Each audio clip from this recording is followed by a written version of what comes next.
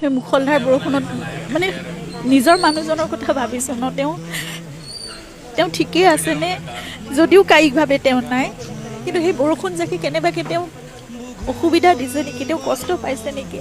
সেইকাৰণে জুবিন ক্ষেত্ৰ সোনকালে কামবোৰ হোৱাটো বিচাৰিছোঁ। ইতিমধ্যে আৰম্ভ হৈছে আৰু কালচাৰেল এফেয়াৰ্ছ ডিপাৰ্টমেণ্টৰ হাতত দায়িত্বও অৰ্পণ কৰিছে, কামবোৰ অলপ সোনকালে হওক। জুবিন তাত প্ৰটেক্টেড বুলি সেই ভাৱটো চাগে যাতে আমাৰ অসমৰ সকলো মানুহৰে মনত এইটো থাকক যে এখন ঘৰৰ ভিতৰত তেওঁ সুৰক্ষিত হৈ আছে বৰষুণ ধুমুহাৰ মাজতো। যথেষ্ট তাৰ জুবিন ক্ষেত্ৰখন এতিয়াও যথেষ্ট পৰিপাটি নহয়, চাফা কৰা কাম চলি আছে, সেই কামটো ক্ষীপ্ৰতৰ হোৱাটোৱে সেইটোৱে বিচাৰিছোঁ।